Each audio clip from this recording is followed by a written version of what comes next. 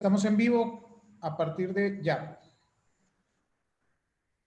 Muy buenas tardes, en nombre del Republicano Ayuntamiento de la ciudad de San Nicolás de los Garza, gestión de gobierno 2018-2021. Es para mí un gusto y también un honor dar la mejor y más cordial de las bienvenidas. Gracias por estar en esta transmisión en vivo por Facebook en la Junta de Red de Mujeres, presentando en esta ocasión en streaming Primeros Auxilios Emocionales, una conferencia que está muy interesante y que nos van a presentar en unos momentos más. Quiero permitirme presentar a las personas que nos hacen el honor de organizar este en vivo y esta conferencia. Agradecemos la participación a nuestro alcalde, que también está con nosotros. Bienvenido, licenciado Seferino Salgado Almaguer, presidente municipal de San Nicolás. Agradecemos también la presencia de la licenciada Blanca Isela García, directora de Bienestar Social, de la licenciada Ana Reynoso, de la Dirección de la Mujer, y por supuesto, a quien habrá de dictar esta conferencia, la licenciada Berenice Moguel Robles. Quédense con nosotros, va a estar muy interesante, sobre todo en esta época de la nueva normalidad y de la crisis que COVID nos acaba de presentar, que es un reto y una oportunidad. Sin lugar a dudas vamos a encontrar muy interesante la información que la licenciada Berenice Moguel nos viene a compartir. Pero primeramente escucharemos el mensaje que tiene para nosotros nuestro alcalde. Adelante, licenciado Seferino Salgado Almaguer. Hola, ¿cómo están a todas las muchachas? Espero que estén bien. Unos dicen que en el encierro estamos en casa seguros. Pues como especie, comunidad, hemos hecho muchas cosas buenas, mucha evolución, y hemos hecho muchas cosas que desafortunadamente nos debería dar vergüenza como especie. Ya traíamos un caos social enorme, ya veíamos que las cosas, los valores en las familias y demás venían causando problemas sociales enormes, y llega esto del COVID. Y esto del COVID nos obliga a estar en casa con los nuestros, y nos obliga a ser tolerantes, y nos obliga a estar con los hijos y a hacer tareas y aprender a manejar la tecnología, y nos obliga a hacer muchas cosas. Y nos empezamos a dar cuenta, ¿sí?, qué tan listos estábamos y qué tan preparados estábamos.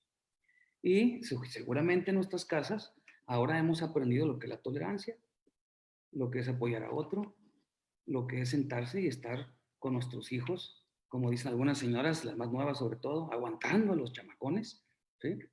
Pero al final de cuentas encontramos algo muy especial, que pocas veces la oportunidad nos da la vida, de encontrarnos a nosotros mismos, a nosotros mismas, de estar en silencio, de guardar ese espacio para uno mismo, una misma, que antes no teníamos en esa vida cotidiana de corre y corre y siempre estar viendo algo y en la calle y niños y el otro y los nietos. Bueno, en ese acelere, hoy nos dimos, a mí me gusta pensar que existe algo superior. Hoy Dios nos da una pausa para ver cómo estamos y cómo andamos. Cada quien sabrá sus respuestas en su casa, cómo nos ha ido.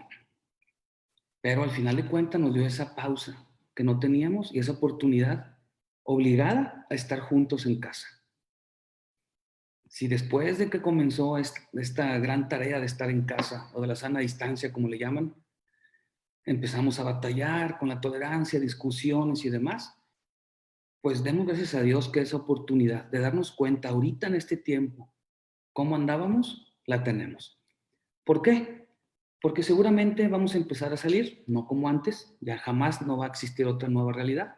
Vamos a empezar a salir y demás, pero la pregunta es si valdría la pena y si aprendí como familia a estar juntos. Si lo logramos, créanmelo, su vida de aquí en adelante va a cambiar.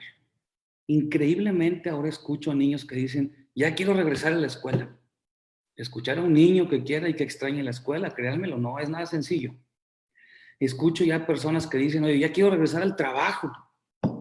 Caramba, mira, también no es sencillo escuchar a alguien, quiero regresar al trabajo. Y otros que dicen, no me importa que haya tráfico, como antes quiero salir. Eso quiere decir que empezamos a extrañar las cosas que hacíamos a diario, que ya no tenían valor para nosotros. En esta vida tan rápida y demás, ya no estábamos valorando la vida cotidiana, los días ordinarios. Y seguramente aquellas abuelitas y abuelitos que nos están viendo saben perfectamente que el valor de la vida son todos los días ordinarios. El salir al parque, el sentarse, el ver a los nietos corriendo. Esa es la vida. Y ya no las teníamos valorada. Y hoy nos dan esa hermosa oportunidad de poder hacer una pausa y empezar a descubrir y a ver cómo estábamos en mi yo personal y cómo estaba yo con la familia. Aprovechemos estos momentos para corregir todo lo que tengamos que corregir para cuando tengamos esa oportunidad enorme de volver a correr, sea una oportunidad para salir a volar. Hoy, la licenciada Berenice precisamente nos va a platicar, a quien agradecemos mucho por parte de todos los nicolaitas, sobre todo la red de mujeres que nos está escuchando y nos está viendo. Le agradecemos mucho esta plática, porque va a reforzar y va a venir a enseñarnos aún más qué podemos hacer, cómo trabajar con nosotros mismos, con nosotras mismas, insisto, para salir pronto, no solamente a caminar y correr a la calle, sino tener herramientas para poder volar. Muchas gracias a todas. Vamos a seguir con estas nuevas capacitaciones. Les pedimos una disculpa si pues tenemos que hacerlo en estos formatos. Seguramente al principio vamos a tener que los micrófonos o que se fue la imagen. Todos estamos aprendiendo a este mundo nuevo que se nos viene, pero si estamos listas y listas espiritualmente, estoy seguro que vamos a ir en paz y a salir a un mundo mejor. Si no lo hacemos y seguimos con los mismos problemas de antes y se nos olvida pronto todo lo que estamos aprendiendo, créanmelo, somos una especie que no merece este mundo. Dios me los bendiga a todas. Estamos para servirles. Agradecemos el mensaje de nuestro alcalde, licenciado Seferino Salgado Almaguer. Agradecemos sus palabras, señor alcalde, y vamos a continuar. Voy a presentar directamente a nuestra conferencista, como lo mencionó nuestro alcalde. Ella es la licenciada Berenice Moguel Robles, con el tema Primeros Auxilios Emocionales. Tanatóloga de profesión, con muchísimos años y conocimiento en el tema. Sin lugar a dudas, vamos a encontrar muy interesante esta conferencia. Adelante entonces, licenciada Berenice Moguel. Buenas tardes a todos, a todas. Muchísimas gracias por esta invitación para compartir este tema tan interesante que estoy segura que no solamente va a ser de ayuda individual para cada una de las personas que están compartiendo este en vivo, sino también para poder dar apoyo a otras personas que están viviendo justamente los efectos críticos de esta contingencia en cuanto a las emociones. Les voy a pedir por ahí si me pueden, ya está. Déjenme comparto pantalla.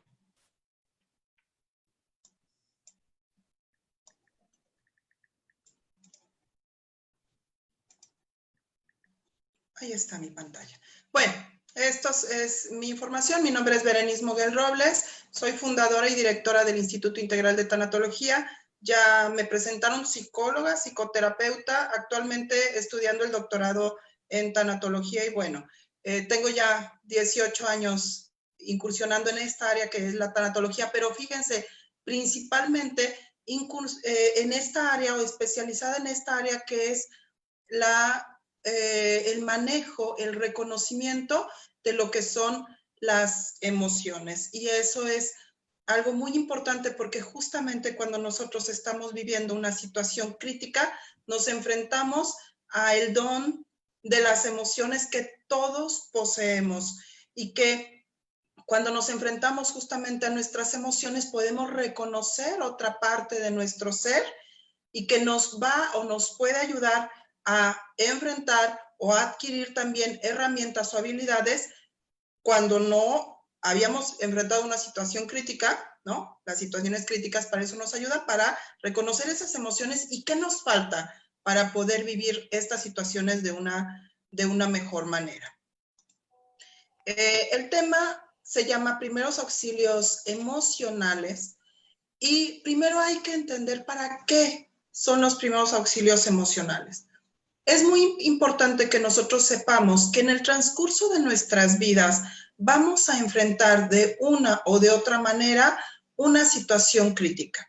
Hay crisis por cambios en etapas del desarrollo, hay crisis por pérdidas, hay crisis por cambios de ciudad, hay crisis por pérdida de trabajo, hay crisis por cambios inclusive de país, ¿sí? Entonces, el ser humano durante su proceso de vida puede vivir de una o de otra manera situaciones críticas. Hay situaciones críticas que pueden ser individuales y hay otras situaciones que pueden ser familiares o comunitarias. Las situaciones comunitarias me estoy refiriendo a pandemias, como en el caso que estamos viviendo actualmente, o pueden ser temblores, ¿no? Catástrofes como temblores, maremotos o algunos otros contingencias meteorológicas o accidentes que abarcan toda una comunidad. Entonces, ante este tipo de situaciones, las personas pueden vivir una situación crítica. ¿Por qué digo pueden? Porque no todas las personas van a vivir una situación crítica, porque el que se vuelva una crisis para una persona o para mí va a depender de muchos factores. Algunas de las personas pueden experimentar ante una situación crítica unas reacciones leves, ¿sí? Mientras que otras pueden vivirlo de una forma más aguda, más intensa, ¿ok? Y esto va a depender, como les digo, de muchísimos factores que hacen que cada persona sea único, irrepetible, y que también cada persona necesite de algo o algo completamente diferente. O sea, no todos los recursos, no todos los conocimientos, no todas las habilidades van a ayudarle a la persona a enfrentar una situación crítica. Algunos de los factores que van a influir para que una persona viva las situaciones críticas de manera leve o de manera aguda es, primero, la naturaleza y o gravedad del acontecimiento al que se ha expuesto. Fíjense bien, yo he participado como voluntaria en algunos siniestros que han sucedido tanto en nuestro estado, aquí en Nuevo León, como en Ciudad de México. Por ejemplo, en Ciudad de México estuve en el terremoto del 85 y también del 2017. Y aquí en Monterrey he estado colaborando en lo que fue el Alex y también en el incendio del Casino Royal. Y entonces, nosotros podemos observar ya en los eventos críticos que hay personas que se van a sentir afectadas dependiendo del círculo, como viéndolo como en un círculo concéntrico, de la cercanía, ¿sí?, que tengan al evento crítico. Entonces, no es lo mismo una persona, por ejemplo, en un terremoto, a la que se le cayó su casa, que murieron seres queridos, ¿sí?, no es lo mismo que va a vivir esta persona a una persona que en la misma Ciudad de México solamente está presenciando el evento por televisión, ¿ok? Y que no estuvo en el lugar donde están los edificios derrumbados, ni tuvo pérdida de seres queridos. Entonces, cada persona va a percibir un suceso crítico de una manera diferente, justamente por la naturaleza, la gravedad y la cercanía a los acontecimientos. Definitivamente, ante el COVID-19 es muy diferente el cómo va a vivir el suceso crítico una persona que no tiene no tiene un ahorro económico, que perdió el trabajo, que quizá ya hay familiares que están enfrentando la enfermedad, que alguno ya murió, otra persona que tiene una base económica estable, que puede estar en su casa, que todos sus seres queridos están resguardados, aunque estamos viviendo la misma contingencia. Otro de los factores que van a intervenir para que una persona viva la situación crítica de una manera o la otra es la experiencia con acontecimientos angustiantes anteriores. Y yo a veces le digo a mis colegas o pacientes, les digo, es que cuando ya has enfrentado una situación crítica muy dolorosa, que la has vivido conscientemente y congruentemente, hay algunas otras situaciones que cuando las enfrentas, las comparas, ojo, cada quien puede solamente comparar consigo mismo qué ha sido lo más difícil que ha vivido en la vida. Y entonces puedes decir, bueno, no, ante el COVID-19, no sé, la muerte de mi hijo o mi divorcio, no sé, alguna otra circunstancia angustiante que haya vivido en la vida, dices, no es nada, ¿ok? Entonces, cada persona, dependiendo de su experiencia de vida y de cómo ha enfrentado situaciones angustiantes anteriores, va a poder vivir de manera diferente una situación crítica. Es muy importante, uno de mis maestros decía, la manada, ¿sí? El estar acompañado del otro. Es muy, muy importante, que justamente es el objetivo de los primeros auxilios emocionales, es el apoyo de otras personas, ¿sí? Entonces, situaciones catastróficas, por ejemplo, como el terremoto del 2017, en donde se volcó la gente, se volcó el país a ayudar a Ciudad de México, aunque la catástrofe es muy grande, ¿sí? La sensación de estar cuidado, de estar atendido, de tener provisiones para que las personas se mitiguen los efectos, es muy, muy importante. Entonces, el apoyo de otras personas es muy, muy importante. Por eso, aunque estemos distanciados, no hay que estar solos. Hay que buscar por medios como este la cercanía de los seres queridos, de las personas que necesitamos en la vida. Por supuesto, la salud física siempre va a ser importante para poder enfrentar una situación crítica. No es lo mismo estar sano, ¿sí?, en todos los sentidos, a tener alguna afectación y entonces no saber si voy a poder recibir la atención, voy a poder seguir con mi tratamiento, etcétera, y esto va a incrementar la angustia del suceso crítico. La historia personal y familiar de problemas de salud mental también es muy importante. Si ya traemos, ante la inconsciencia o desconocimiento, traemos problemas de depresión, de estados de ansiedad, de angustia, ya yéndonos hacia una enfermedad, entonces, por supuesto, un suceso más estresante, un suceso crítico va a agudizar la vivencia de la situación.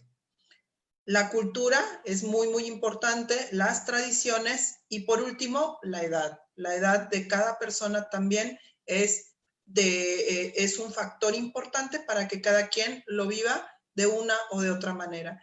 Y entonces nosotros empezamos a diferenciarnos, ¿no? Y empezamos a tomar conciencia de cómo es que cada uno de los miembros de mi familia, cada una de las personas que yo conozco, lo está viviendo de una manera o de otra.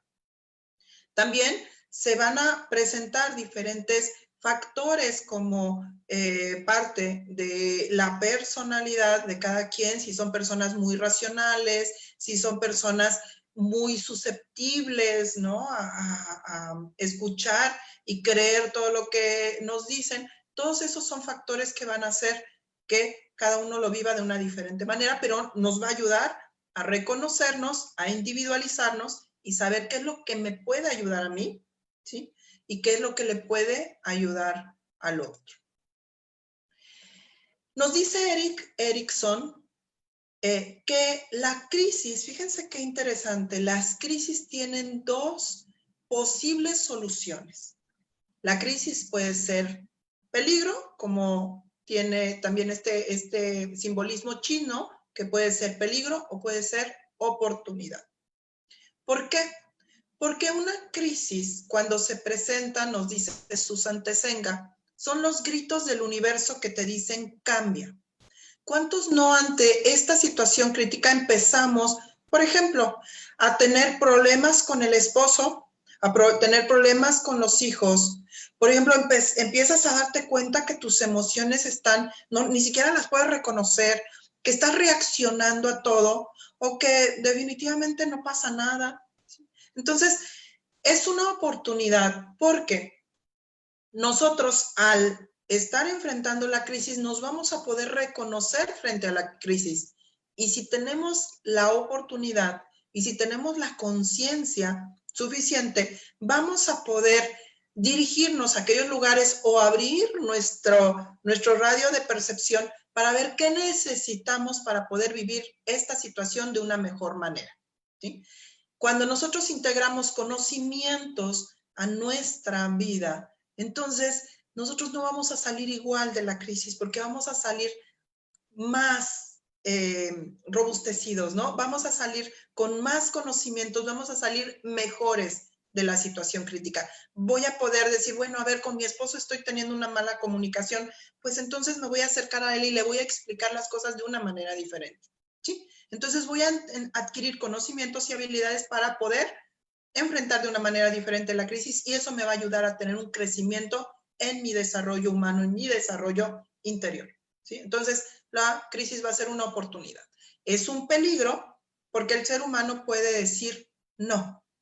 Puede decir, no resuelvo, esto no es mío, sobre todo cuando decimos, y ojo, con los deditos hacia afuera, el gobierno lo tiene que resolver, mi esposa lo tiene que resolver, mis hijos tienen que cambiar, mi entorno tiene que cambiar, el otro se tiene que cuidar. Cuando entonces nosotros tomamos estas decisiones de no ver qué es lo que yo puedo hacer, cómo yo puedo contribuir, qué puedo aprender para hacer el cambio, cuando lo dirijo hacia afuera, entonces esto se vuelve un peligro. ¿Por qué?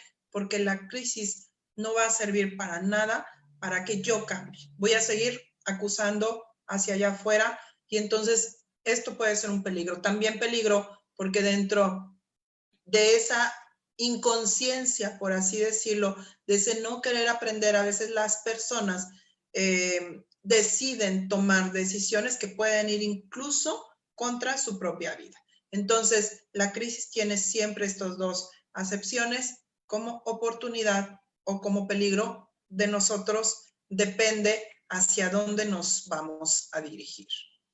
Una vez que se presenta una situación crítica, esta va a tener un recorrido en lo que es la trayectoria vital, se llama así la trayectoria vital de la situación crítica, en donde nos vamos a encontrar con un suceso traumático que nos va a desencajar. Esto es muy, muy normal. Se dice, nos lleva al estado de shock y se van a presentar una serie de emociones que nos van a desestabilizar, porque nuestras emociones, aunque siempre están presentes, se mantienen cuando estamos en una cotidianidad estable, se mantienen en un vaivén suave, ¿sí? Enojo, tristeza, alegría, y están en un vaivén suave. Cuando se presenta un suceso crítico, ese vaivén se hace muchísimo más pronunciado, lo que algunos maestros, como el doctor Charrasquilla, nombra como una montaña rusa emocional. Y fíjense qué interesante, porque nosotros estamos viviendo una situación crítica que es de largo tiempo de duración. O sea, quizá un terremoto, un incendio, una inundación, tiene periodos muy marcados del mismo proceso que se va llevando a cabo, pero no dura tanto el tiempo el efecto de la situación. Nosotros ya tenemos pues casi 3 meses enfrentando la contingencia, ¿sí? Entonces seguimos teniendo acá de frente el primer momento, que es el suceso crítico, que es la posibilidad de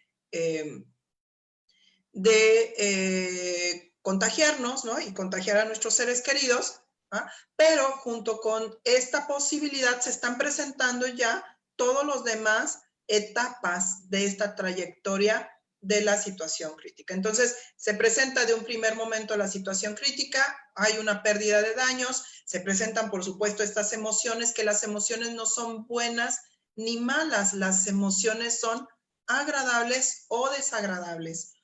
Y esas emociones que cada uno de nosotros tengamos son las congruentes con respecto a lo que estamos viviendo en la situación externa. También hay emociones que se presentan a partir de nuestros pensamientos. Y aquí yo siempre les digo, y entonces vamos a empezar a vivir lo que es un sufrimiento evitable y un sufrimiento inevitable. El sufrimiento inevitable viene a partir de todos esos efectos secundarios que se van a presentar sí o sí a partir de la contingencia que estamos viviendo. Porque la contingencia no viene sola, la contingencia viene pues con pérdida de libertad, pérdida de contacto con el mundo exterior, pérdida de seguridad, pérdida de estabilidad. Entonces, pérdida económica, entonces empiezan a acumularse las pérdidas y así van a irse presentando las emociones. Todo esto es normal. Que se presenten este tipo de emociones es normal. Miedo, angustia, frustración, todas estas emociones son completamente normales, que es el primer paso para poder enfrentar una situación crítica, es reconocer cómo me está impactando interiormente, cómo me está impactando emocionalmente a partir de todas las pérdidas que estoy viviendo antes. Muy bien, entonces después de esta situación, pues por supuesto vienen toda la organización de los diferentes equipos para dar apoyo ante la contingencia a la población, ¿sí? Esa es otra etapa en donde ya entra, por supuesto, la relación de ayuda. Y entonces nosotros sabemos muy bien que después de ese primer momento de estado de shock, empezó a caer la información adecuada y eso nos empieza a estabilizar, ¿sí? Y esto ayuda a que las personas, muchas, la mayoría, vayan recobrando una estabilidad y fíjense bien, adaptándonos a la contingencia. En este momento ya un alto porcentaje de la población se ha adaptado a la contingencia, aunque las emociones siguen presentes, ¿ok? Y bueno, pues ya por último, una vez que se resuelva la contingencia, vamos a, con todo lo que aprendimos, los recursos que tenemos o que desarrollamos, con todo lo que nosotros empezamos a integrar en este tiempo que llevamos de contingencia, podemos ahora sí empezarnos a orientar hacia el futuro. Nosotros todavía estamos en medio de la contingencia. Entonces, o más bien saliendo, preparándonos para salir de la contingencia, por así decirlo.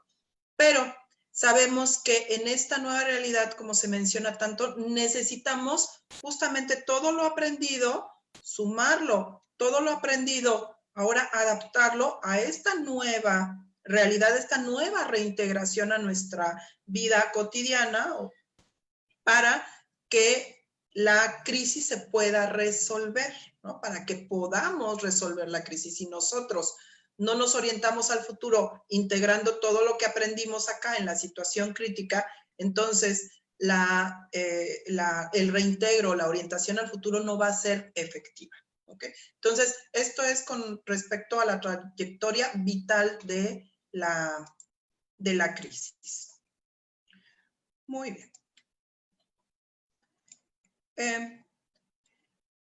Ante la crisis, bueno, los recursos habituales se muestran insuficientes para poder manejar los datos que aporta esta nueva situación. Aparecen factores desestabilizadores, todo se torna nuevo, desconocido, y lo mismo respecto a nosotros mismos, a nuestras sensaciones, no las reconocemos. Se generan sentimientos de indefensión, de desconfianza, por la magnitud de las pérdidas sufridas, por la magnitud del suceso que se está presentando.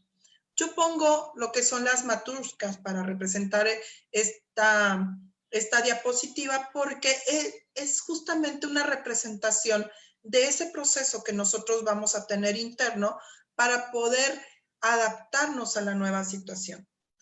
Nosotros cuando estamos viviendo una situación, diciembre del año del 2019, estábamos en una estabilidad. Todo mundo sabemos que viene 1 de enero y vamos a vivir las situaciones de cierta manera. Ya estamos viendo cuáles van a ser los asuetos, cuándo termina el ciclo escolar, cuándo hay vacaciones. Empezamos a planear nuestro año. Entonces estamos en cierta estabilidad. Resulta que viene una situación crítica que me rompe mi estabilidad, ¿sí? Y entonces abro los ojos y me doy cuenta que estoy ante un mundo que desconozco. Esto va a provocar todas esas emociones en donde yo me voy a sentir con miedo, con indefensión, desconfianza, voy a dudar de todo, voy a creer, no voy a creer, la negación, etc. Entonces, va pasando el tiempo y yo, cuando me doy cuenta que estoy en un lugar, en un universo mucho más grande, donde no tengo las habilidades para poder enfrentarlo de una buena manera, empiezo a integrar conocimientos, habilidades, como lo que ahorita estamos haciendo, inclusive el poder aprender cómo manejar todo lo que es la tecnología para seguir enlazados, para seguir estudiando, para seguir aprendiendo, para compartir, etcétera. Entonces, todo eso yo lo voy a ir integrando a mi vida, de tal manera que ese pequeño ser, como se muestra aquí en la imagen, esa pequeña persona, entre comillas, porque no era pequeña, era mi estado de conciencia, ya va a poder dirigirse, ya va a poder tener el tamaño de su nueva realidad, ¿no? El nuevo estado de conciencia, por así decirlo. Pero en medio hay un vacío, ¿sí? Que nosotros los tanatólogos le llamamos el proceso de duelo. ¿Okay? El proceso de duelo no es más que la adquisición de herramientas, de habilidades, de conocimientos para poder atravesar la situación crítica, aprender de esta, integrarla y volver a adaptarme a mi nueva realidad. ¿Ok? Entonces, eso es lo que nosotros estamos haciendo en este proceso. Algunos lo van a lograr, otros se van a quedar a medias, pero el saberlo, el tomar conciencia, el reconocernos es nuestra mejor herramienta para poder llegar a este nuevo estado de conciencia individual, y que mi estado de conciencia individual definitivamente me va a ayudar para ayudar a otros, mis hijos, mis padres, mi esposo, mi pareja, a también adaptarse a esta nueva realidad. Es muy importante, paso número 1, normalizar las reacciones. Muchas veces nosotros vivimos en una sociedad que niega las emociones. Pensamos que las emociones son buenas o son malas. Entonces, si vemos a alguien enojado, eso es malo, no te debes de enojar. Si vemos a alguien llorando, le decimos, eso es malo, no debes de llorar. Y lo bombardeamos con muchas cosas, como diciéndole, es que no puedes ser negativo, gracias a Dios, que tienes, no le permitimos a las personas vivir sus estados emocionales, o cognitivos, o comportamentales, o fisiológicos, porque todo el ser se mueve, nada más las emociones. Entonces, es muy importante normalizar al ser y decirle, ¿sabes que sí? Frente a una situación crítica, te puedes sentir con ansiedad, puedes tener miedo, sentimientos de culpa, rabia, puedes tener pensamientos negativos de culpa, de preocupación, de impotencia, puedes inclusive tener insomnio, falta de hambre o más apetito, puedes estar listo para estar peleando con el mundo. ¿Sí me entiendes? O sea, es normalizar tanto nuestras emociones, nuestros pensamientos, nuestros comportamientos, como las repercusiones fisiológicas de nuestro ser, porque todo nuestro ser se está adaptando a esta nueva situación. O sea, todo nuestro ser está dejando lo que antes era y adaptándose mediante todas estas repercusiones o todas estas reacciones a la nueva situación. Entonces, cuando yo escucho, cuando alguien me diga, oye, es que me siento triste, claro que se siente triste y tiene derecho a sentirse triste. O alguien que te diga, sabes que estoy muy enojado, estoy desesperado. Claro, eso es normal frente a lo que estás viviendo. ¿Ok? Entonces, no las voy a leer. Aquí están todas las reacciones que se pueden tener ante situaciones críticas, y esto es completamente normal. Lo que sería normal es que se permaneciera en estas situaciones, ¿sí? Nosotros sabemos que frente a una situación crítica, cerca del 90% de la población se va a recuperar una vez que termine la situación crítica, se va a recuperar en los siguientes 3 a 6 meses después de que terminó la contingencia, ¿ok? Solamente un 10% de la población va a desarrollar algo que se llama estrés postraumático. Y son las personas que se quedan durante más tiempo con miedos, con angustias, no quieren salir a la calle, etcétera. Entonces, en ellos es quienes nosotros vamos a tener puntualmente más atención, pero pasados 6 meses. Ahorita todas estas reacciones son completamente normales, porque, ojo, otra vez les digo, todavía no termina la contingencia. Esta ha sido muy larga en tiempo, ¿ok? Entonces, a lo mejor no sé, en unos 9 meses o al final de año, si ya terminó la contingencia, si ya pasaron 6 meses, las personas se siguen sintiendo angustiadas, en estado de shock, no sé, con algunas repercusiones negativas, entonces ahí sí ya nos van a preocupar más como profesionistas del área de la salud. Frente a las contingencias, tenemos fases de reacción a las crisis. Entonces se presenta un suceso crítico, hay una fase aguda, una fase de reacción, una fase de reparación y una fase de reorientación, ¿sí?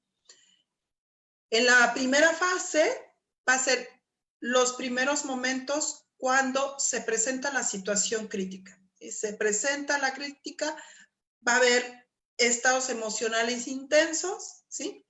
Y las personas pueden presentar angustia, ansiedad, irritabilidad, hipervigilancia, manifestaciones vegetativas de realidad, o sea, se quedan en estado de shock, ¿ok? Fíjense bien.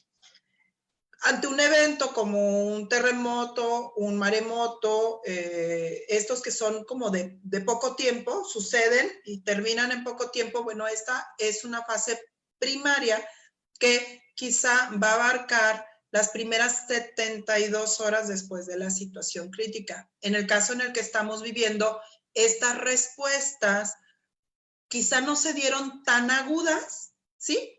Pero quizás sea al revés.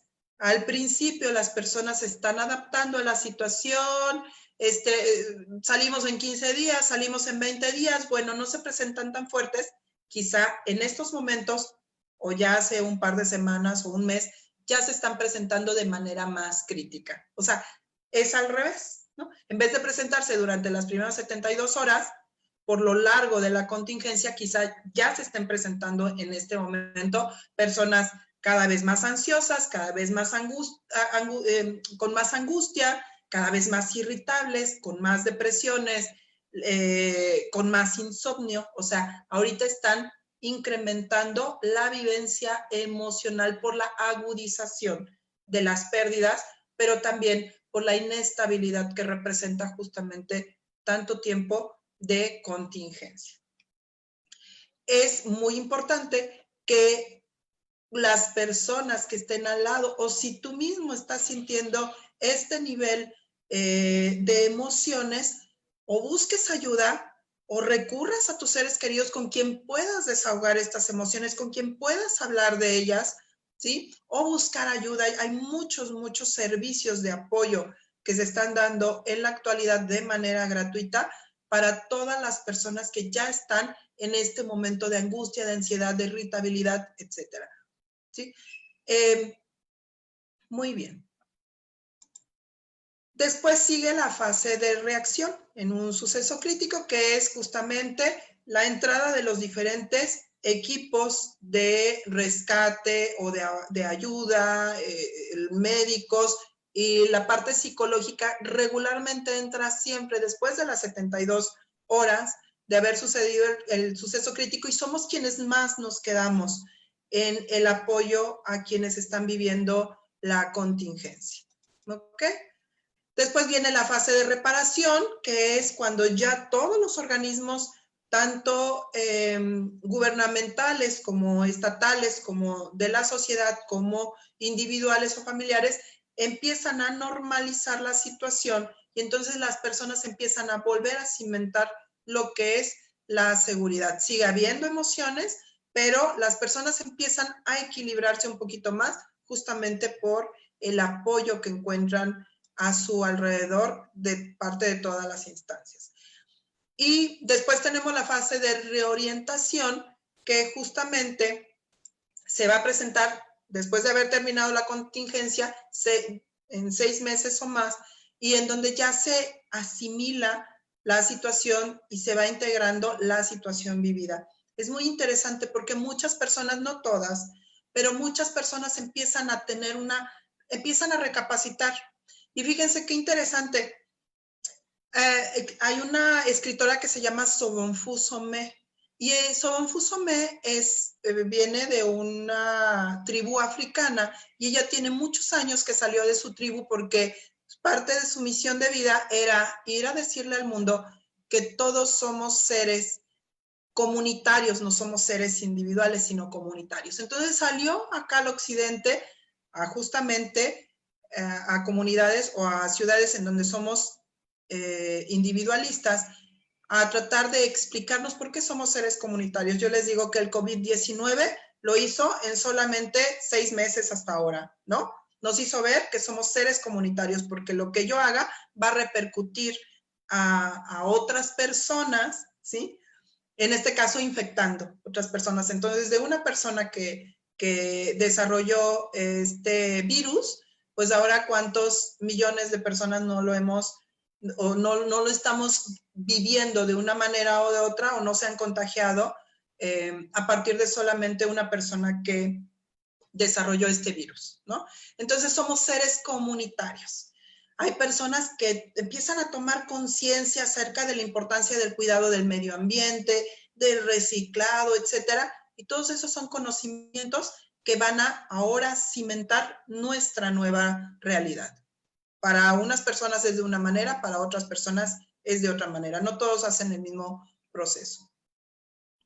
Por supuesto, las reacciones después de que ya terminó la contingencia, 6 meses después, las reacciones de estrés se van reduciendo, las personas empiezan a estabilizarse de nuevo. Hay personas que van a enfrentar o van a darse cuenta que tienen nuevas necesidades, que tienen que cuidarse de una manera diferente, que quizá es importante que tengan un cuidado de su cuerpo, un mejor cuidado de su cuerpo. Entonces empiezan a evaluar sus necesidades actuales que van cambiando con respecto al movimiento de la situación crítica.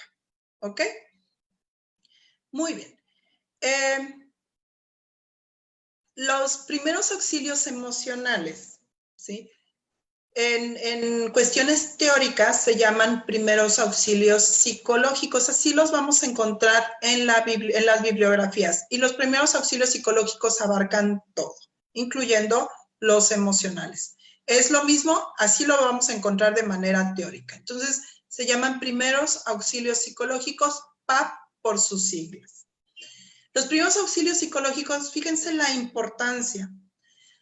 Se dirigen a personas angustiadas, afectadas recientemente por un suceso o acontecimiento crítico grave. Se puede proporcionar ayuda tanto a niños como a adultos. Pero también es muy importante saber que no todas las personas que viven un suceso crítico van a necesitar o van a querer recibir primeros auxilios psicológicos o primeros auxilios emocionales.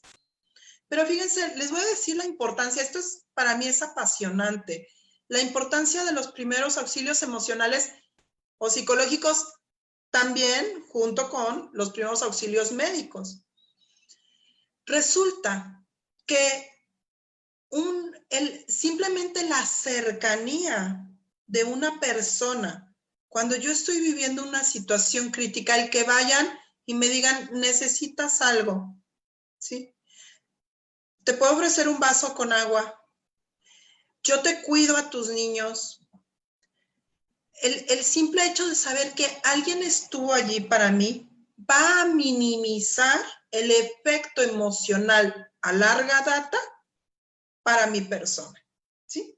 Va a ayudarme a prevenir una situación crítica o una situación de distrés o de estrés o posiblemente también algún tipo de depresión, ¿sí? En mi futuro. Es muy importante los primeros auxilios psicológicos porque justamente frente a una situación crítica hacen que se mengüen, ¿no? Amortiguan el evento crítico, aunque sea una catástrofe muy, muy grande. ¿Sí?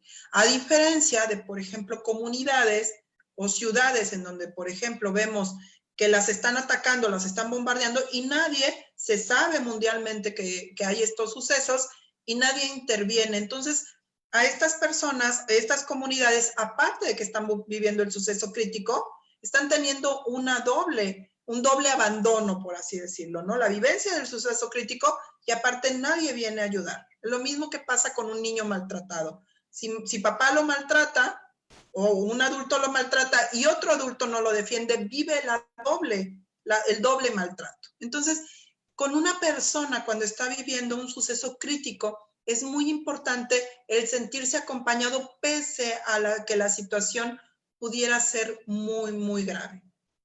Ahora, los primeros auxilios psicológicos tienen sus protocolos de intervención. ¿Por qué? Porque nosotros muchas veces, si no sabemos cómo acercarnos a una situación que está viviendo, a una persona, perdón, que está viviendo una situación crítica, podemos afectarlo. Hay algo que se llama iatrogenia terapéutica, que es afectación terapéutica, ¿sí?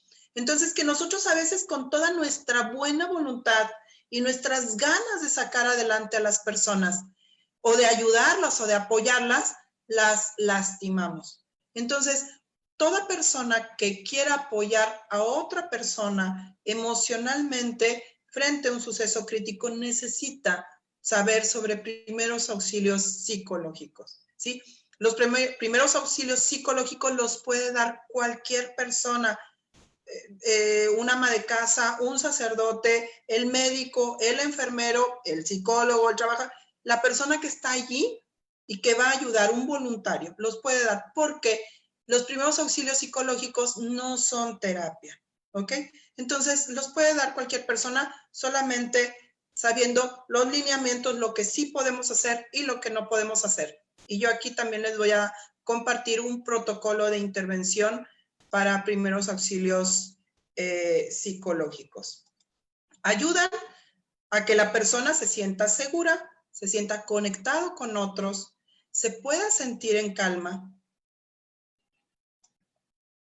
con esperanza, a tener acceso a apoyo social, apoyo físico y emocional. Y también se pueda sentir capaz de ayudarse a sí mismo como individuo o como comunidad. Entonces, ayuda en todo esto los primeros auxilios emocionales o psicológicos.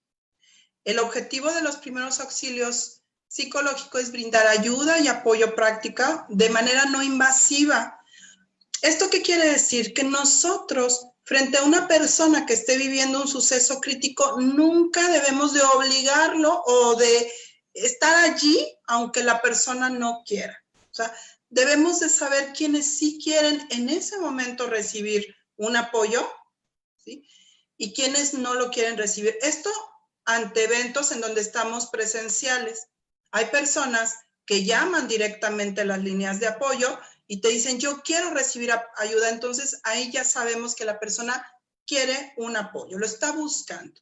Cuando es de manera presencial, sí tenemos que tener como que esa intuición de saber quién sí quiere recibir el apoyo y quién no. Pero ojo, también dejarle en claro a la persona que te dice, no, en este momento no, gracias. Ahorita no puedo pensar en eso.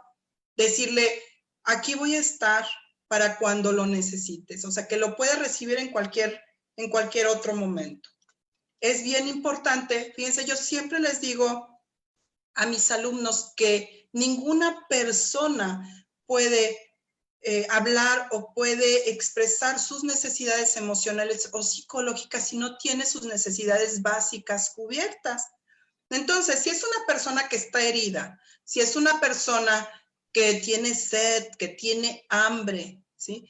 Que no está en un ambiente o en un clima estable, es muy difícil que pueda pasar a hablar de sus problemas emocionales, ¿no? O de sus emociones. Entonces, las personas primero necesitan resolver sus necesidades primarias y preocupaciones antes de pasar a hablar de sus emociones. Dentro de ese a veces caos que se crea al principio de una situación crítica, lo que puede hacer una persona que está dando este apoyo emocional es ayudarle a esa otra persona a ubicar o a atender atender sus necesidades básicas, ¿sí? Entonces, a veces están en estado de shock y no saben si primero ir al doctor o tomar agua o sentarse o abrazar a su hijo. Entonces, una persona que está allí para dar apoyo a otra persona puede ayudarle a centrarse y decir, a ver, ¿qué es lo que necesitas hacer primero? Tengo mucha sed. Bueno, aquí está el vaso con agua. ¿Qué necesitas ahora? Información.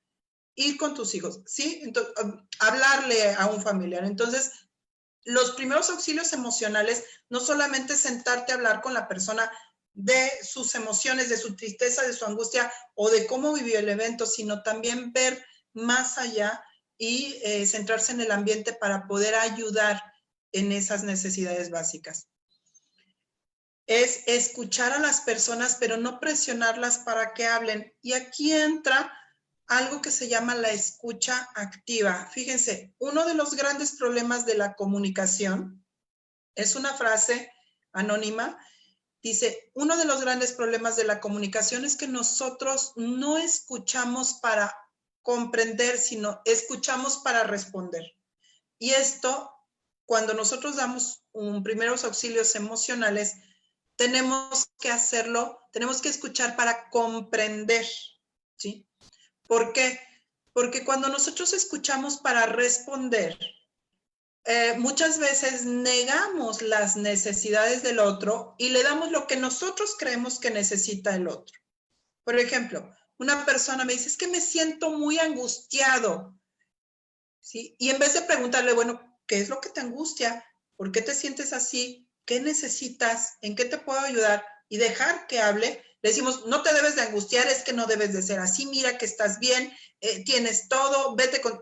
Entonces ya anulé a la persona y no lo escuché para comprenderlo y para saber cuáles son sus necesidades. Entonces, el poder escuchar y el poder hacer preguntas que me ayuden a comprender las necesidades del otro se llama escucha activa. ¿Por qué escucha activa? Porque no se trata de que solamente la persona hable, sino que yo meto algunas palabras que son como agujitas para sacar hilo, ¿sí? Meto algunas palabras para que la persona me pueda explicar. Entonces, por ejemplo, si me dice, me siento angustiada, y yo le pregunto, ¿qué es lo que te angustia?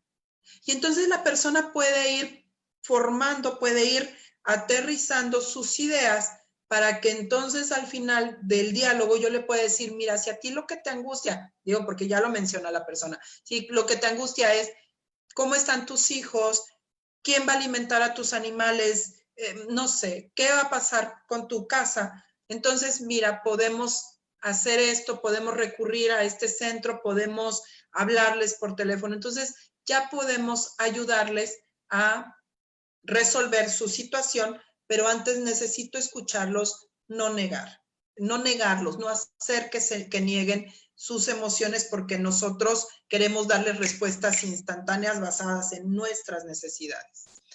Otro de los objetivos es reconfortar a las personas y ayudarlas a sentirse en calma, ¿sí?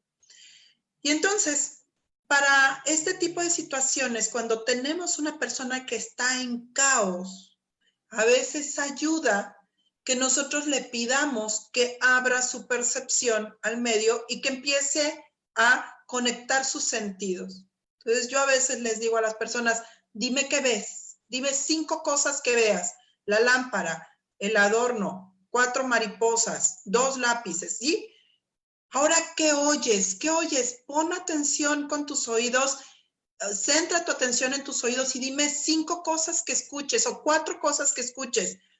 Las sirenas, los gritos, la respiración. Entonces, y luego les digo, ahora dime 3 cosas que percibas con el olfato. Voy aterrizando a la persona a sus sentidos para que la mente vaya distrayéndose y puedan empezar a sentirse con más calma. Recuerden que las emociones cuando están muy, muy alteradas nos hacen tomar decisiones con la misma alteración. Entonces la persona empieza a bajar su nivel de pensamiento, las emociones empiezan a calmar y también pueden tomar decisiones diferentes. Otro de los objetivos es ayudar a las personas para acceder a la información, los servicios y el apoyo social, institucional, gubernamental. Es muy importante que si no tenemos estos conocimientos, que parte de los protocolos es primero tener toda esta información real, información actualizada. Si no los tenemos, no debemos de decirle a la persona nada, ni prometerle nada que no sepamos que vamos a cumplir. Y pues por supuesto, siempre, y a veces es el primer paso, es checar que el lugar en donde estamos a salvo, ¿sí? No estamos en un lugar en donde pueda venir una segunda réplica de un terremoto o donde, no sé, pueda haber un incendio, etcétera. Entonces, es muy importante que nosotros, bajo nuestra objetividad, tengamos o mantengamos a la persona a la que le vamos a dar primeros auxilios emocionales o psicológicos para que no esté en peligro. Muy bien. Los primeros auxilios emocionales tienen 4 principios básicos, que es respetar, adaptar, considerar y cuidarse, ¿sí? Necesitamos seguirlos para que estos sean adecuados. Hay que respetar, por supuesto, la seguridad de las personas, llevarlos a un sitio en donde puedan estar resguardados, donde no vaya alguien a correr o les caigan piedras. La persona tiene que estar en un lugar seguro. Hay que respetar la dignidad de cada una de las personas, no tocarlos en el caso de que sea presencial. Si es por teléfono, la situación es diferente, pero no se debe de ser demasiado familiar con la persona porque hay que resguardar su dignidad y también sus derechos. Hay que adaptar nuestro lenguaje muchas veces a el ambiente, al lugar. Nuestras acciones también las tenemos que adaptar al lugar en donde o dependiendo de la persona con la que estemos hablando, ¿sí? Quizás si es por teléfono el apoyo, pues saber un poquitito más de la persona, qué nivel socioeconómico tiene, qué nivel de estudios tiene, para que nosotros podamos hablarle de manera mucho más puntual, más concreta, a utilizar, no sé, palabras muy rebuscadas que no comprenda la persona. La edad que tiene, si tiene necesidades especiales, si la persona es sorda porque ya es una persona mayor que no escucha bien, o que no ve bien, bueno, nosotros necesitamos adaptar nuestra atención a las personas y al ambiente donde está sucediendo el evento. Hay que considerar, es muy, muy importante siempre considerar a los demás equipos de rescate o de atención y nunca tratar de hacer una función que no nos corresponde, ¿sí? Muchas veces, a mí hace muchísimos años cuando empecé a estudiar psicología me decían, es que ser psicólogo es muy fácil, ¿no? Es muy fácil y todo el mundo dice, no, yo puedo hacer tu trabajo muy, muy fácil. Y esto es completamente equivocado, ¿no? Entonces, si yo no tengo los conocimientos para darle atención a una persona que estoy viendo que está vulnerable, que a lo mejor, no sé, trae una situación de crisis, quizá se ve o trae una depresión ya diagnosticada o quizá corre peligro su vida, entonces yo no debo de tratar de hacerme cargo de esas necesidades, necesito encauzarlo a quienes sí puedan darle esa atención puntual. Otra vez, tratando de evitar esta palabra que suena fea, pero a mí me gusta porque es diferente esta iatrogenia terapéutica. Iatrogenia es afectación. Hay que tratar de afectar lo menos posible a quienes están viviendo una situación crítica, porque entonces, ¿qué creen? Si nosotros lo afectamos, se les va a incrementar la crisis, ¿sí? Que la crisis que vivieron y aparte el voluntario o la psicóloga o el médico que vino y me afectó doblemente, ¿ok? Y por supuesto, el autocuidado. A nosotros nos dicen nuestros maestros y pues los equipos con los que estamos trabajando, si tú estás cansado, tienes insomnio, ya también estás con angustia, estás desesperado, es momento de que pares. Paras, te resguardas, te cuidas, descansas y a lo mejor a los 2 días regresas a seguir dando apoyo, ¿sí? Hay que cuidar nuestra alimentación, nuestras horas de sueño, hay que cuidar el ejercicio, el cuidado de nuestro cuerpo, por supuesto el baño. Nosotros necesitamos primero cuidarnos para poder cuidar a los otros. A mí se me hace maravilloso cuando se organizan los equipos de apoyo a las personas que están en vulnerabilidad. También hay otros equipos que se organizan para cuidar a quienes cuidan a quienes están en vulnerabilidad. Entonces, al final de cuentas, siempre hay equipos cuidando a quienes están cuidando y a quienes cuidan a las personas que están viviendo una situación crítica. Ahora sí, este protocolo es un poquito largo, pero es la parte final de esta plática, el protocolo que ustedes pueden tomar en cuenta para cuando den algún tipo de apoyo, ya sea presencial o ya sea por teléfono, se llama protocolo acercarse, por las siglas de los diferentes factores que van a intervenir o puntos que nos va desglosando este protocolo. Y pues bueno, este protocolo lo desarrolló la Unidad de Psicología Clínica y de la Salud de la Facultad de Psicología de la Universidad Complutense de Madrid. Entonces, el protocolo acercarse nos dice que debemos de tener en cuenta el ambiente, el contacto, que es el acercamiento con el otro, evaluar a las personas, ahorita lo voy a desglosar, el restablecimiento emocional, la comprensión de la crisis, A, de activarse, R, de recuperación de funcionamiento, SE, de seguimiento. Entonces, este es un protocolo de intervención para poder dar un buen apoyo emocional o un buen apoyo de primeros auxilios emocionales. La A, de ambiente.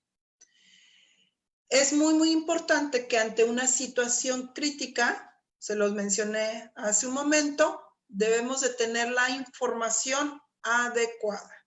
Nosotros ya sabemos, y algo que sucedió mucho al inicio de esta contingencia, es que no teníamos casi a ningún nivel, teníamos la información adecuada. ¿Por qué? Porque al ser un virus nuevo, pues la información o los estudios o los descubrimientos se iban dando a cuentagotas.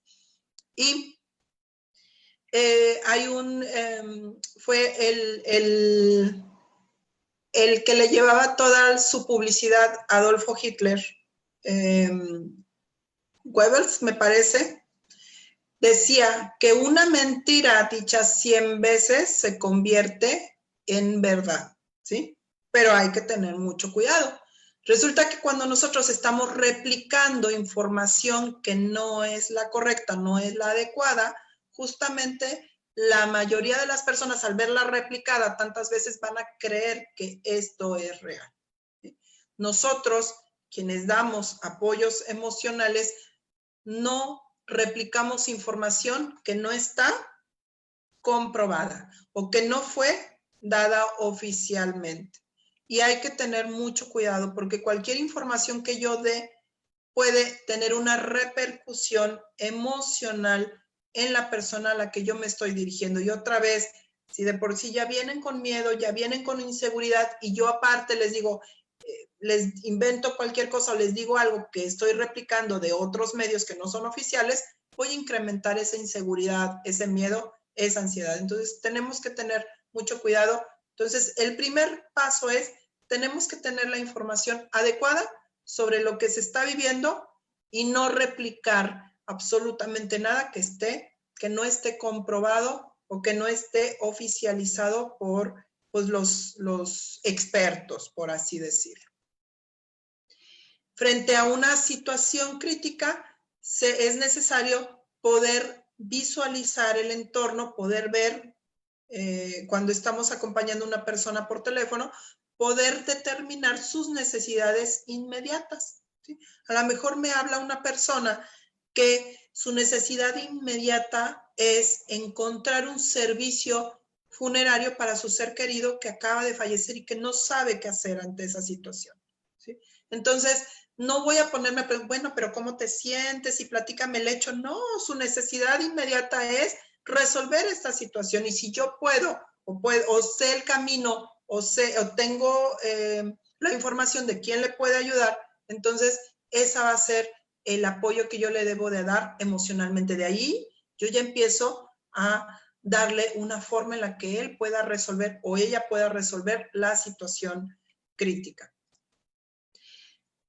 Ante un evento que es presencial, quienes dan apoyo emocional sí seleccionan o establecen en orden jerárquico a quién dar apoyo primero, porque muchas veces se presenta de que hay una persona, un voluntario que da apoyo emocional y tenemos 200 personas afectadas.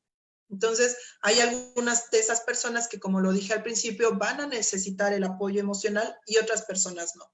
Entonces, como que a ojo de buen cubero se dice, bueno, esta persona está muy mal, quiere apoyo, me voy a sentar con ella y aunque sea la única persona a la que yo acompañe, le voy a dar apoyo emocional a esa persona. Hay que buscar que sea lo más efectivo posible nuestro acompañamiento. A veces queremos abarcar mucho, pero cuando queremos abarcar mucho y le damos 5 minutos a cada persona, no es efectivo nuestro acompañamiento.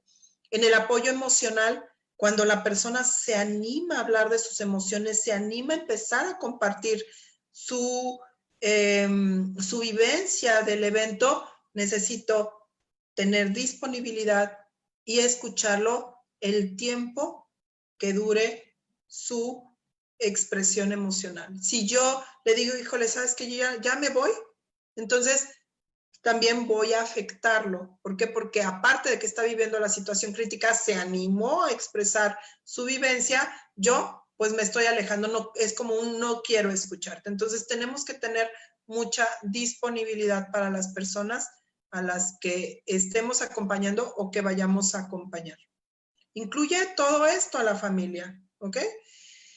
Tenemos la C de contacto.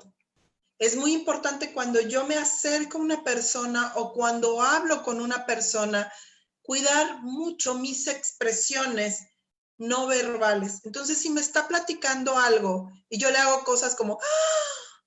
No me diga, o sea, ese tipo de frases no ayudan en ese proceso de acompañamiento. Necesito ser lo más neutro posible y estable, neutro y pacífico posible. Mantener un diálogo con la persona muy objetivo, ¿sí?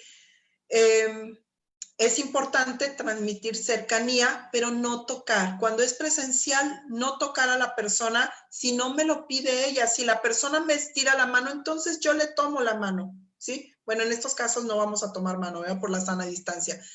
Pero por ejemplo, el transmitir cercanía es mirar a los ojos, el ponerme en una posición, yo les llamo horizontal, en donde yo no voy a tener una persona sentada en el suelo y yo desde acá arriba hablando con ella. No, yo también me voy a sentar en el suelo a una distancia adecuada para que la persona me sienta cercana. Esa es transmitir esa cercanía. Cuando es por teléfono, también se puede transmitir esa cercanía en función a el seguimiento que yo podría darle a la persona después de esa primera llamada. ¿Sí? Es buscar cómo permanecer cercana a la persona, aun si no soy yo quien va a seguirle dando acompañamiento emocional a la persona, de vez en cuando mandarle un mensajito para saber cómo está. Entonces, mantener cercanía con la persona que esté viviendo una situación crítica.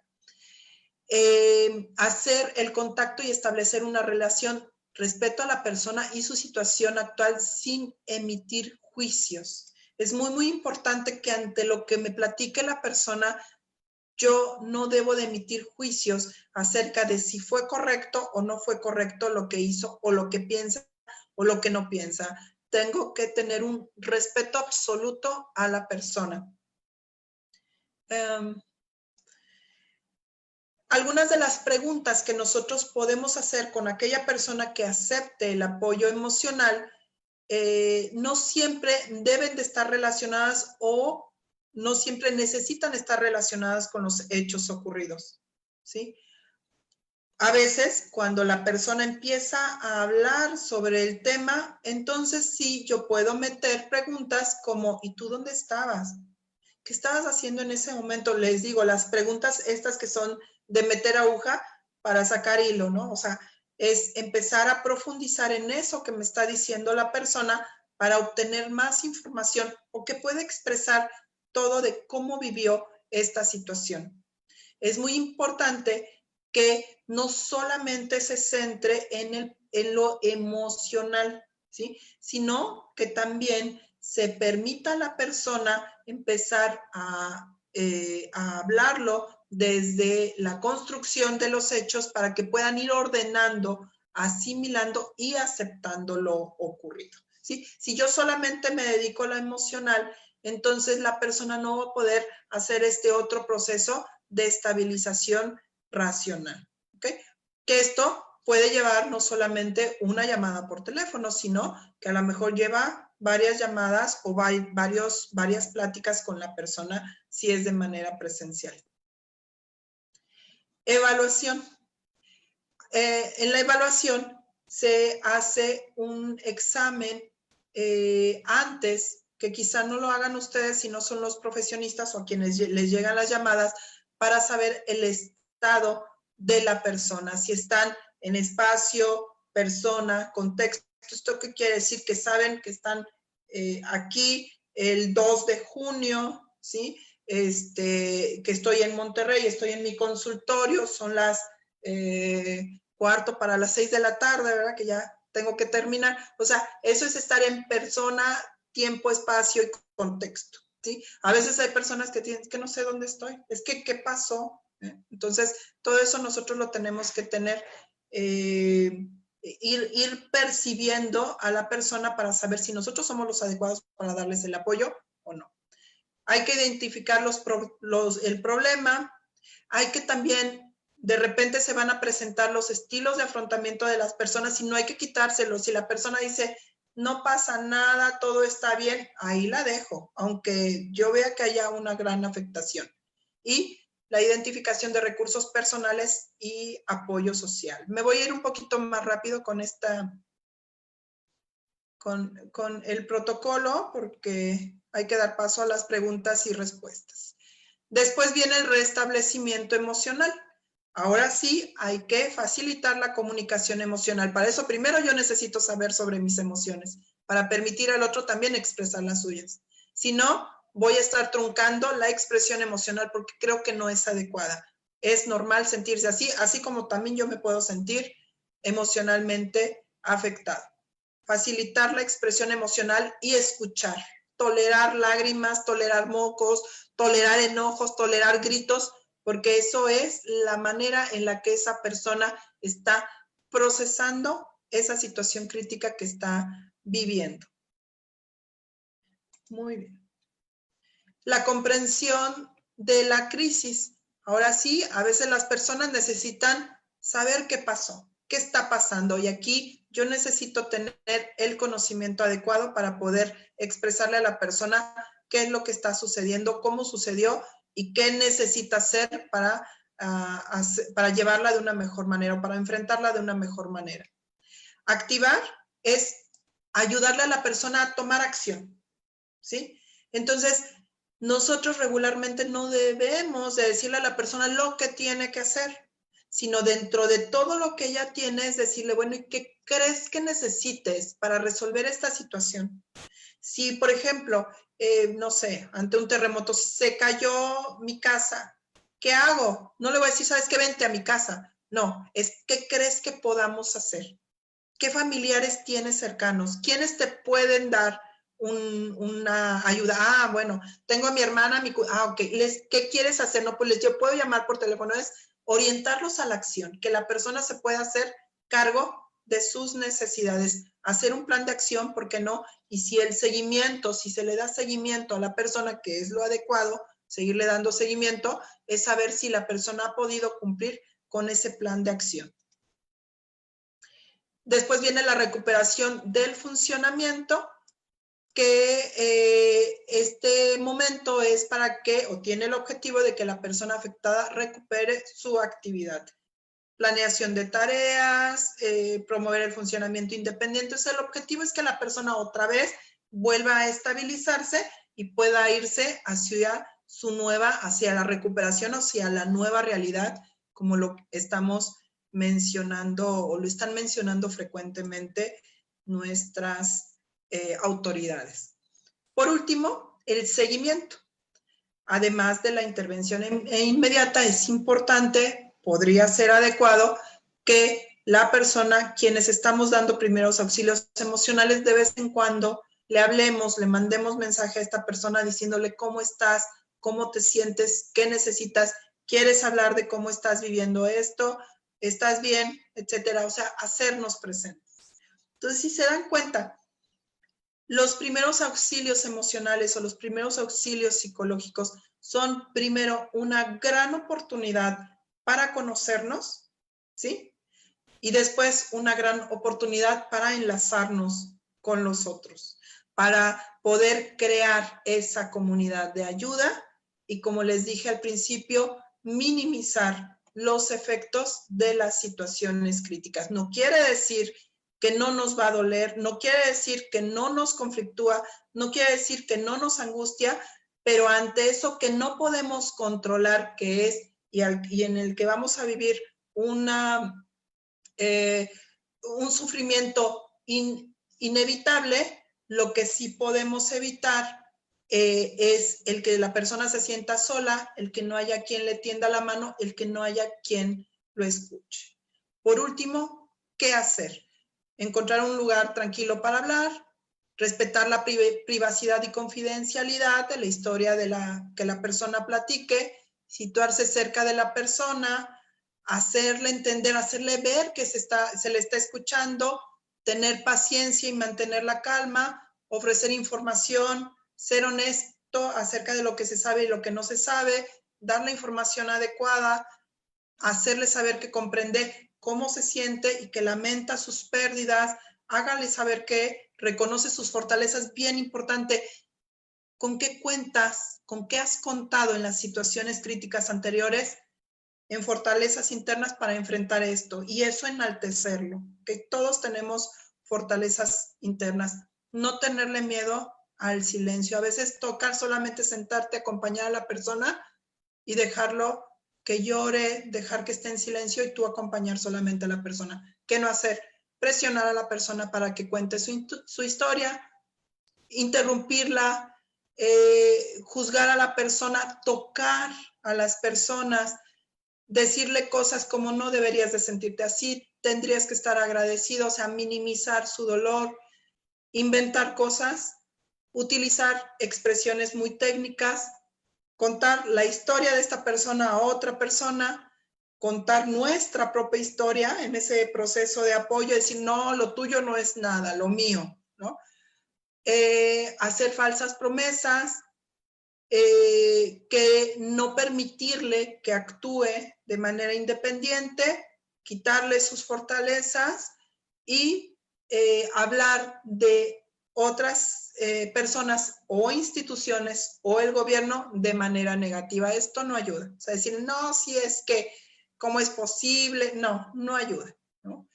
Al contrario, esto hace que se agudice la vivencia del evento. Muy bien, pues hasta aquí mi intervención. Es mucha información en poco tiempo. Estoy lista para sus preguntas.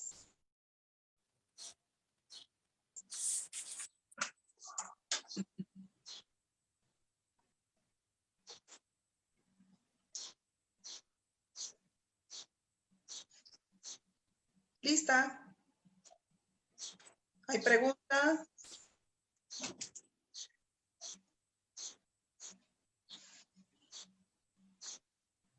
Bueno, sí es importante destacar que si no hay preguntas ahorita de momento, se puedan hacer a través de este mismo canal para posteriormente que la doctora Berenice Moguel nos ayude asesorándonos y dirigiéndonos un poco, y le agradecemos muchísimo la disposición a ella y a todo el equipo de trabajo del gobierno municipal que encabeza el doctor Ceferino Salgado Almayer.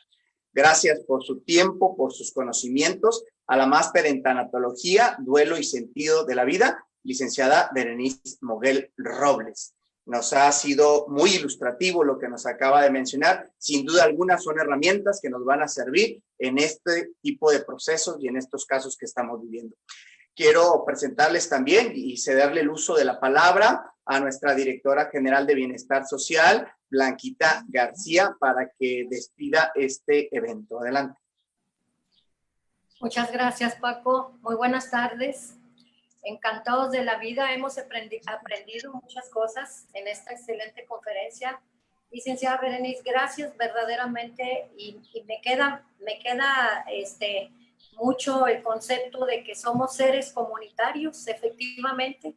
Somos seres comunitarios porque, bueno, nosotros que trabajamos en comunidad, que trabajamos con equipos, que trabajamos con grupos vulnerables, que trabajamos con red de mujeres, nos queda muy claro que verdaderamente hacer comunidad con todas ellas es como funcionan las cosas y la retroalimentación de ellas hacia nosotras.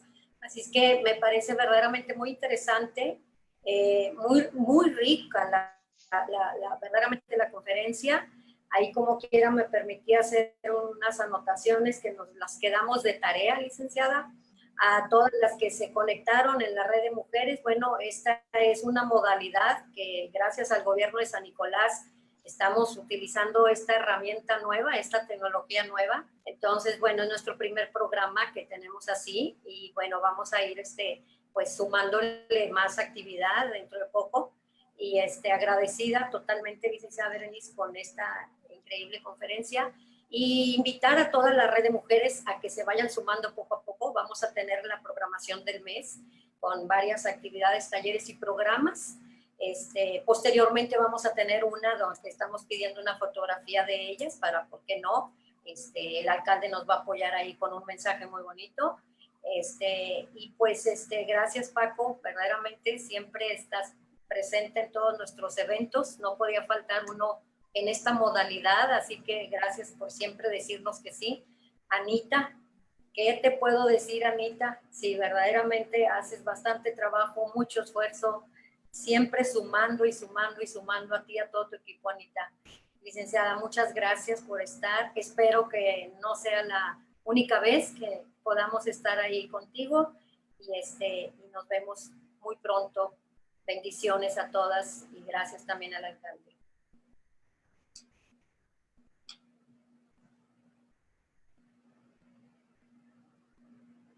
Paquito.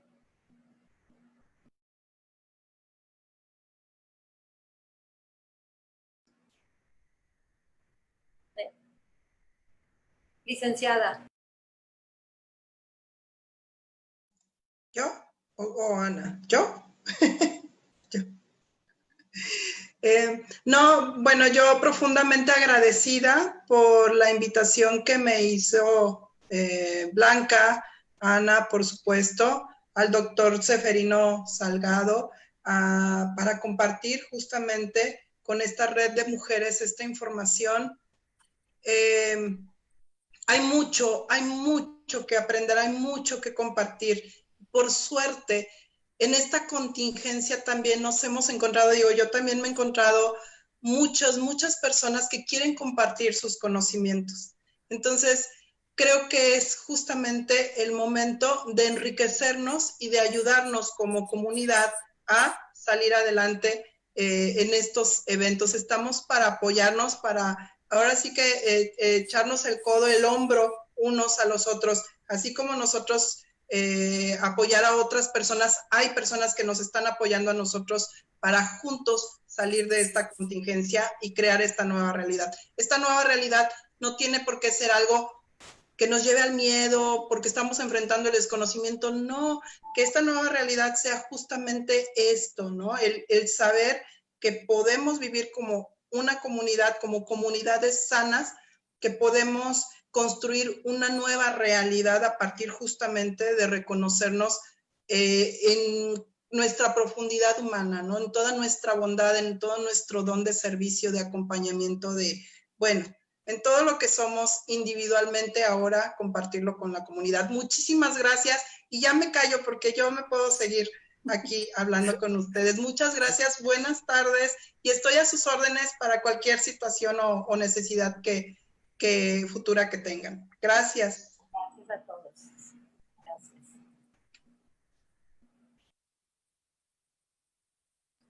Entonces, bien, bueno, pues si no hay otra cosa que agregar, a nombre del gobierno municipal de la ciudad de San Nicolás, les agradecemos a todos el favor de su asistencia y participación en este evento. Sigan conectados, sigan pendientes de las novedades del gobierno de San Nicolás. Estamos siempre a sus órdenes. Que tengan una excelente tarde. Hasta luego.